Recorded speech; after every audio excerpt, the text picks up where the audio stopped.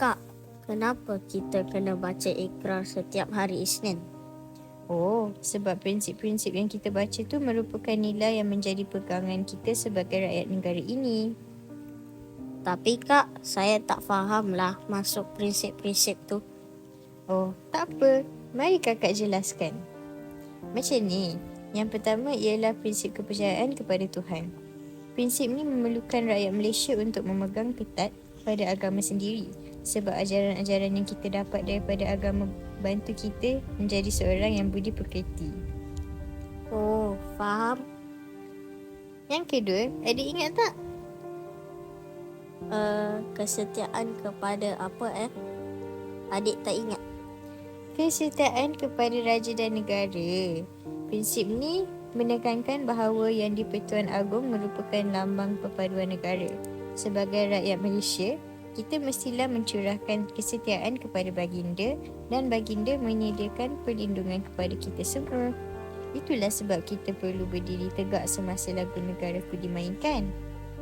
Yang seterusnya adalah prinsip keluhuran perlembagaan. Adik tahu tak apa itu perlembagaan? Tak. Perlembagaan merupakan undang-undang tertinggi di tanah air ini. Prinsip ini memastikan kita sebagai rakyat sentiasa patuh akan perlembagaan untuk menjamin kemakmuran dan perpaduan negara. Jadi, hak-hak kita sebagai rakyat dijamin tidak kira bangsa ataupun agama. Dan tiada sesiapa pun yang boleh mengingkari undang-undang yang ditetapkan dalam perlembagaan. Sebab tu wujudnya prinsip yang keempat ini, iaitu kedaulatan undang-undang. Sebab itulah perlembagaan yang menentukan undang-undang tertinggi di negara kita. Jadi kita sebagai rakyat yang dipandang sama rata di mata undang-undang. Setiap kesalahan, tidak kira besar atau kecil, adalah salah dan bakal disabit hukuman pada seseorang itu.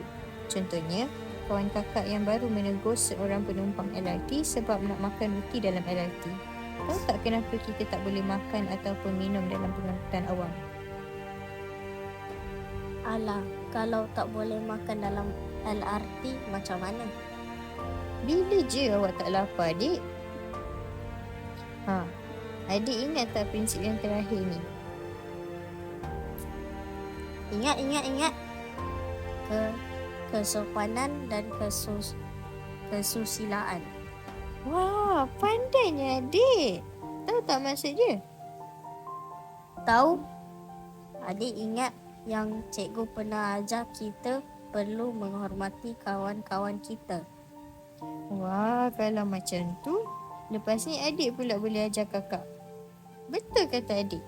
Dengan tepatnya, negara kita berbilang bangsa dan agama. Jadi kita harus sentiasa bertolak ansur sesama lain dan menghargai kaum yang mungkin berbeza daripada kita. Macam inilah negara kita boleh sentiasa aman dan damai. Oh, macam tu. Sebab itulah kita harus lafazkan Iqra setiap hari Isnin. Ya, betul. Sebab itulah setiap hari Isnin kita digalakkan untuk lafaz. Barulah kita boleh ingat. Jom adik lafaz sekali dengan kakak. Kakak nak tengok awak ingat lagi tak 5 prinsip tu.